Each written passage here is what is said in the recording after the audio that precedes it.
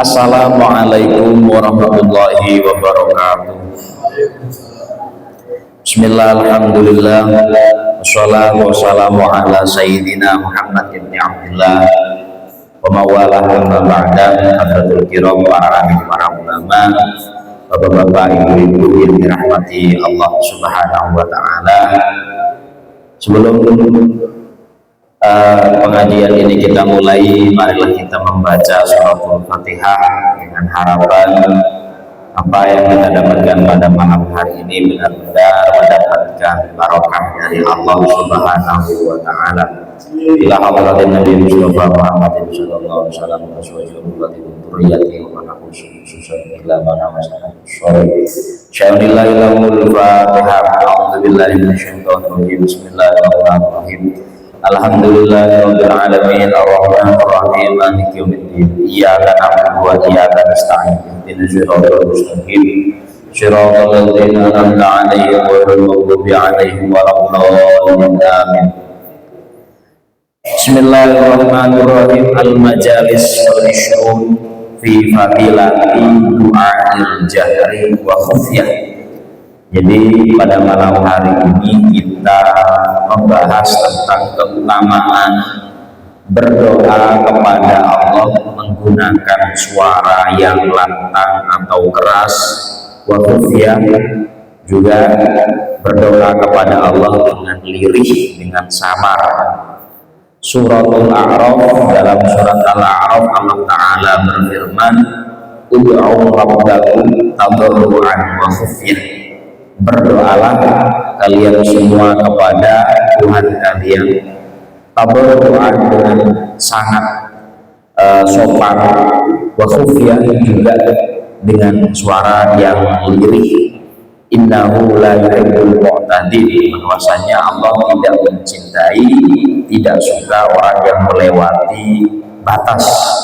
Maksudnya khufyah di sini zu tadarru wa khufyah, artinya orang yang berdoa ikhfa, ketika orang berdoa dengan lirih, meminta dengan cara yang lirih, itu dalilun alal ikhlas. Artinya orang tersebut bukan hanya melakukan rutinitas setelah melaksanakan sholat, tapi benar-benar dia ikhlas dengan cara dia samarkan.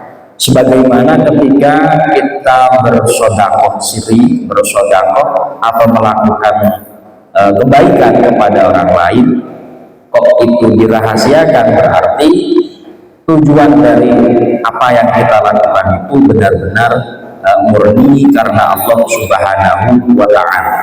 Dan dalam surat ini Allah Ta'ala juga mengatakan innahu la yuhibbul mu'tadin.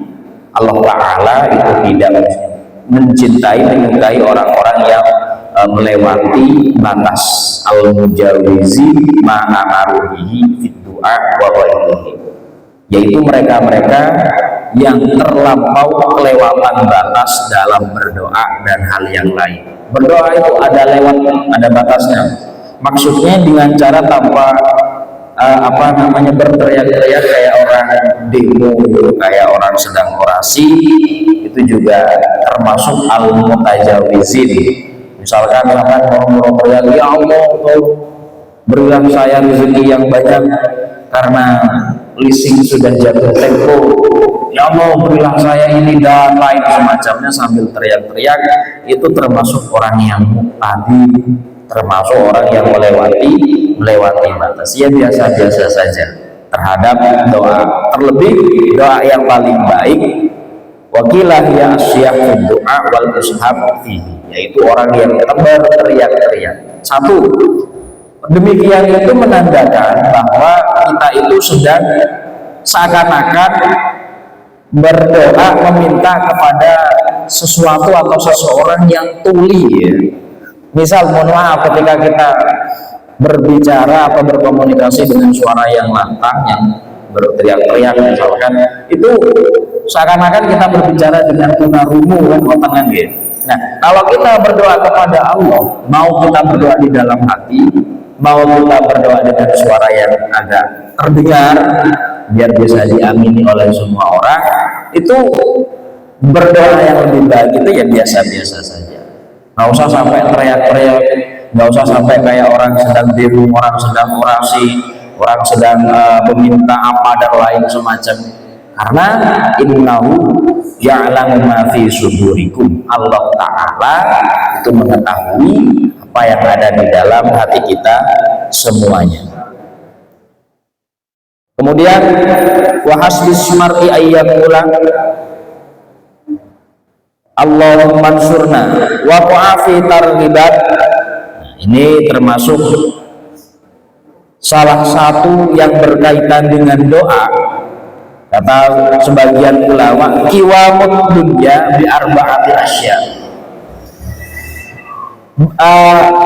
Dunia itu bisa stabil dengan 4 hal. Artinya baik itu skalanya desa, RT, kecamatan, kabupaten, negara dan lain semacamnya, itu bisa stabil dengan 4 hal.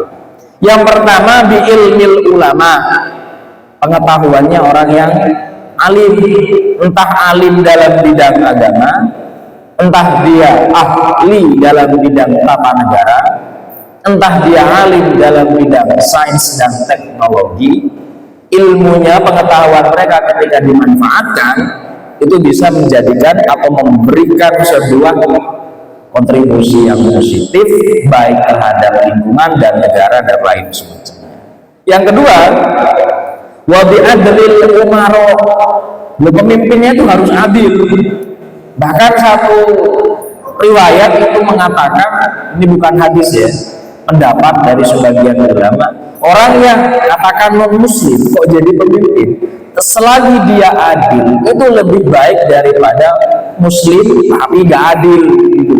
Jadi yang diukur sebagai pemimpin itu bukan karena dia satu server dengan kita, bukan karena dia satu RW, satu kelurahan, satu ini, bukan, tapi nilai baik buruknya seorang pemimpin dalam segi tingkatan apapun itu yang penting dia adil, dan adil itu berat sekali. Bahkan kadang diri kita yang memimpin tubuh kita itu jarang adil, ya kan? Tubuh kita sendiri loh itu jarang bisa adil, apalagi kita memimpin keluarga, itu kan skala yang paling kecil, apalagi dilanjutkan memimpin beberapa rukun tangga atau Pak RT, apa kan gitu. Makanya agak tinggi lagi memimpin beberapa kawasan dan semua. Pokoknya yang menjadi ujung tanduk dan ujung tombak dan ujung tambok itu dia pemimpin.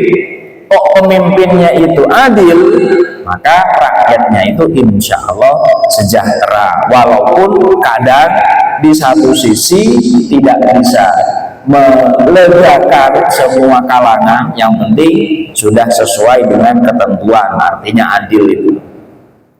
Kemudian wabi sukhawatil aghniyah, kedermawanan orang yang memiliki kekayaan yang lebih. Jadi negara, sesuatu daerah itu bisa stabil yang pertama kalau orang alimnya, dalam tanda kutip ya. Jadi orang alim itu bukan hanya melulu orang yang pintar agama, terlebih memang orang macam itu. Tapi orang alim di sini boleh pulau tafsiri, yaitu orang yang memiliki pengetahuan. Yaitu contoh Pak Dokter, dia alim dalam bidang medis. Tentara, dia alim dalam bidang pertahanan. Kemudian petani, dia alim dalam bidang tanaman dan lain semacamnya. Jadi alim di sini bukan hanya orang yang alim dalam masalah agama.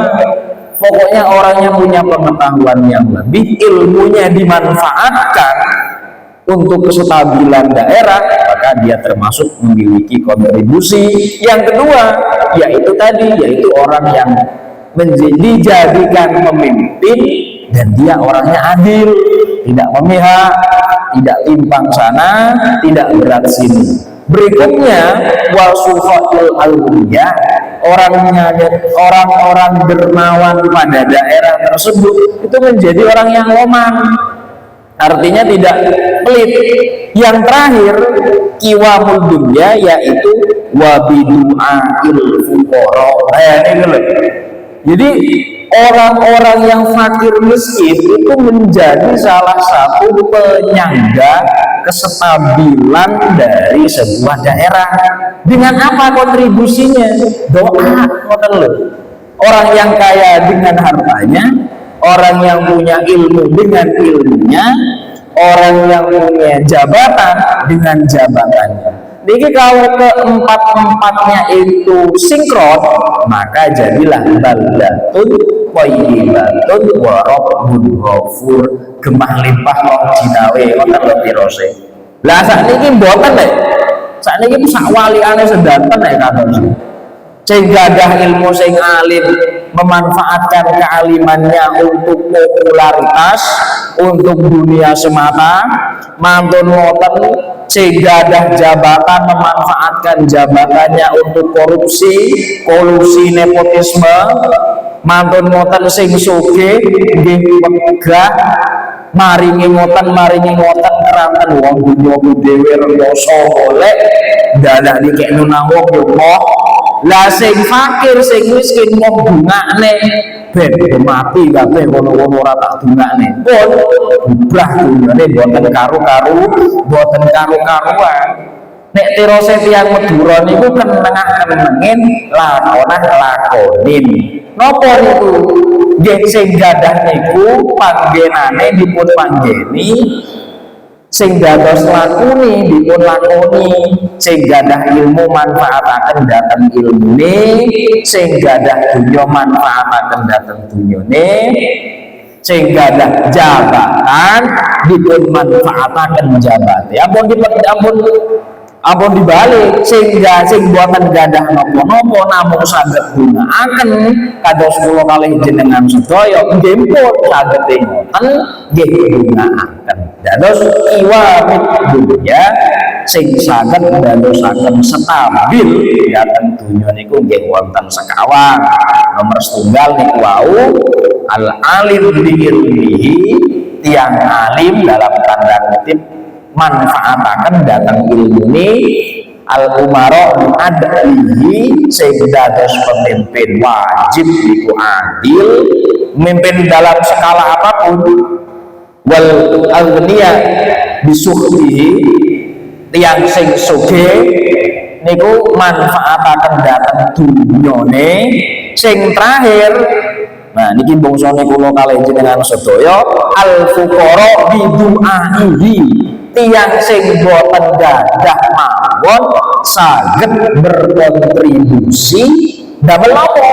Damel doaipun. Keranten di antara empat ini sing paling mandi duwone tiang miskin, sing tiang boten gadah gunakaken dhateng pemimpin mugi-mugi saged adil, gunakaken dhateng tiang sing sugih mugi-mugi saged loman, gunakaken dhateng tiang sing alim mugi-mugi ilmune manfaat, sing sugih nggih ngoten boten angsal medhit, boten angsal cetil, keranten dhateng dunyane wonten hakim yang lintu, sing pemimpin napa malih wis niku paling cara niku pemimpin, niku mimpin tanggane, duka niku mimpin kecamatane, mimpin instansine.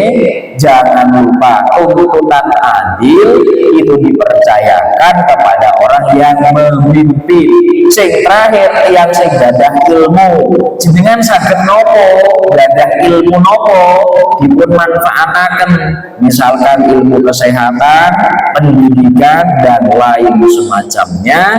Kalau keempat-empatnya niku bersinergi antara satu dengan yang lainnya, fa insyaallah baldatun thayyibatun wa rabbun ghafur.